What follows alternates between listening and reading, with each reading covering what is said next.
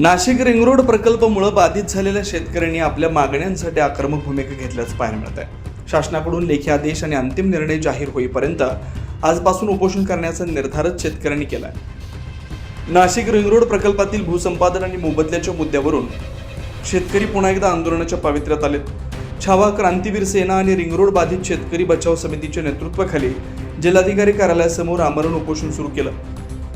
शेतकऱ्यांची प्रमुख मागणी म्हणजे मखमलाबाद गोवर्धन रिंग रोडचं अलाइनमेंट बदलणं, भूसंपादन कायदा 2013 नुसार योग्य मोबदला देणं, जिरायत जमिनींचे बागायती प्रमाणात फेर सर्वेक्षण करणं, तसेच फळबागांचे बाजारभावानुसार मूल्यांकन करणं। शेतकरी प्रतिनिधींच्या म्हणण्यानुसार अनेक बैठका, निवेदनं आणि आश्वासनं मिळूनही अद्याप कोणताही अंतिम लेखी निर्णय झालेला नाही। त्यामुळे शासनानं अधिकृत आदेश काढेपर्यंत आंदोलन मागे घेणार नसल्याची भूमिका आंदोलकांनी घेतली आहे। गेल्या अनेक दिवसांपासून शेतकरी आपल्या 4-5 मागण्यांवरती शासनाकडे पाठपुरावा करताय।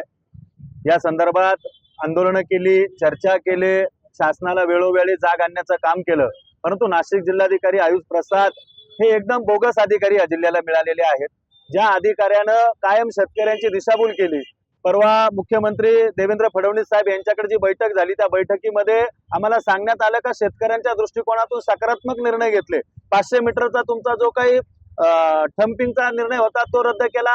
त्या ठिकाणी उच्चतम खरेदीचा निर्णय घेतला। शेजारच्या गावात जर त्या गावात खरेदी झाली नसेल तर शेजारच्या गावची खरेदी ग्राह्य धरण्यात यावी।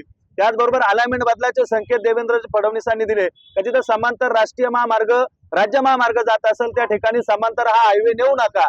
तरी पण जिल्हाधिकाऱ्यांनी बैठक घेऊन त्या ठिकाणी सांगितलं की याच्यामध्ये कुठली अलाइनमेंट बदलणार नाही, कुठले रेट वाढणार नाही। याचा अर्थ हे जिल्हाधिकारी आयुष प्रसाद मुख्यमंत्र्यांपेक्षा मोठे समजतात स्वतःला, आणि म्हणून गिरीश महाजन असतील, नामदार सामंत साहेब असतील, यांनी सुद्धा वारंवार आम्हाला बैठकीचं आश्वासन दिलं। गिरीश भाऊंनी तर 3 वेळा आश्वासन दिलं, 3 वेळा मुंबईला जाण्यापासून थांबवलं, परंतु आमची कुठेही बैठक झाली नाही। यांनी परस्पर शासनाची बैठक केली, मग त्या बैठकीला शासना असताना शेतकरी प्रतिनिधी का बोलवले गेले नाही? हा सगळा गौडबंगाल आहे। जोपर्यंत आमच्या 4-5 मागण्या मान्य होत नाही तोपर्यंत हे आमरण उपोषण संपणार नाही।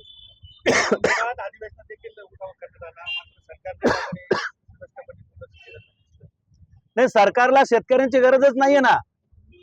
हे सरकार शेतकऱ्यांच्या हिताचं नाहीच आहे। आपण कृषी प्रधान देश म्हणायचा आणि तिथं शेतकऱ्यांना अन्याय करायचा, ही भूमिका या राज्यकर्त्यांची जर असेल तर शेतकरी सुद्धा आता संघर्षाला तयार आहेत। आज आम्ही या ठिकाणी हे आमरण उपोषण का करतोय तर आम्ही संविधानिक डॉक्टर बाबासाहेब आंबेडकरांनी घटनेचा जो आम्हाला अधिकार दिलाय त्या अधिकारवाणीने करतो। आणि मागण्या काय हो, ज्या यांना मान्य करण्यासारख्या आहेत? उच्चतम दर द्या, अलाइनमेंट ज्या ठिकाणी चुकीची झाली तिची बदला। त्या अलाइनमेंटच्या माध्यमातून तुम्ही बघा, अनेक बिल्डर असतील, उद्योजक असतील, राजकीय मोठे नेते असतील, यांच्या भवितव्यासाठी, यांच्या जमिनी फ्रंटला आणण्यासाठी, यांना फायदा होण्यासाठी ही जर अलाइनमेंट नेली जात असेल, अहो तुम्ही कुंभमेळ्याच्या नावाने म्हणतात का विकास करायचा आहे?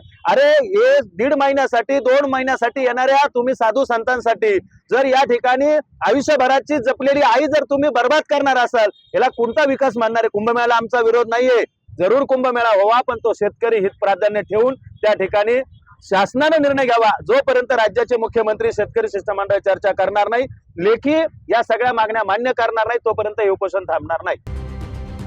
रिंग रोड प्रकल्पामुळे प्रभावित शेतकऱ्यांच्या आंदोलनामुळे प्रशासन आणि शासनासमोर नवं आव्हान उभं राहिलंय। या प्रश्नावर पुढे काय निर्णय होतो याकडे सर्वांचं लक्ष लागलंय। 9 न्यूज महाराष्ट्रासाठी प्रतिनिधी योगेश महाजन, नाशिक।